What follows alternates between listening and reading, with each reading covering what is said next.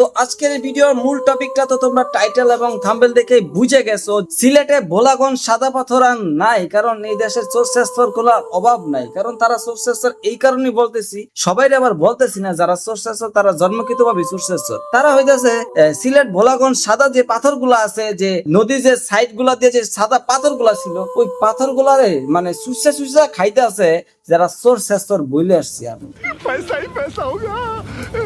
যে কারণে আমি এই ভিডিওটা বানাইতে আসছি যে আমাদের সিলেটে যারা কিনা মনে করো যে বিভিন্ন জায়গা থেকে ঘুরতে যাইতো, বিভিন্ন জেলা থেকে বিভিন্ন দেশ থেকে যারা মানে সৌন্দর্য দেখার জন্য ঘুরতে যাইতো, এত সুন্দর একটা জায়গা, সেটাকে কিছু সোর্সেসর আছে না যে জন্মকৃত ভাবে সোর্সেসর, তারা কিনা এটাকে পুঞ্জি বানিয়ে এই পাথরগুলারে হাতে নিতেছে।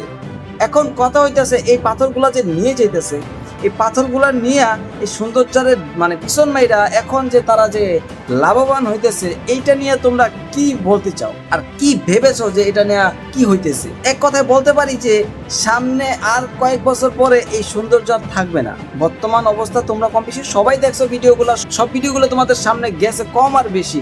তোমরা তো দেখতে পারছো যে আগের যে দেখো তোমাদের আগের যে সৌন্দর্যটা, এই যে দেখতেছো যে আগের এই সাইডের ভিডিওটা আর এই সাইডের ভিডিওটা মানে আকাশ আর পাতাল। আগে কি ছিল আর বর্তমানে কি হয়ে গেল। তো এটাই বলতেছি যে কিছু চোর শ্রেষ্ঠর বাংলাদেশে জন্মকৃত ভাবেই আছে, এটা মানে কখনোই শেষ হবে না। যেই ভাবেই চলুক না কেন চোর শ্রেষ্ঠর থেকেই যাবে। এই চোর শ্রেষ্ঠদেরকে আমরা যেখানেই পাবো সেখানেই ধ্বংস করে দেব।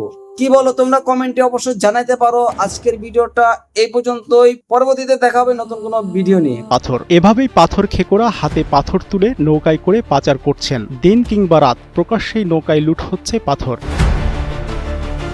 প্রভাবশালী চক্রের লুটপাটে বদলে গেছে ভোলাগঞ্জের সাদা পাথর। গেল কয়েক মাসের এই অবৈধ কার্যক্রমে নদীর তলদেশে সৃষ্টি হয়েছে বড় বড় গর্ত, নষ্ট হচ্ছে পানির স্বচ্ছতা। স্থানীয়রা বলছেন প্রভাবশালী চক্রটির বিরুদ্ধে কথা বলতে ভয় পায় সাধারণ মানুষ।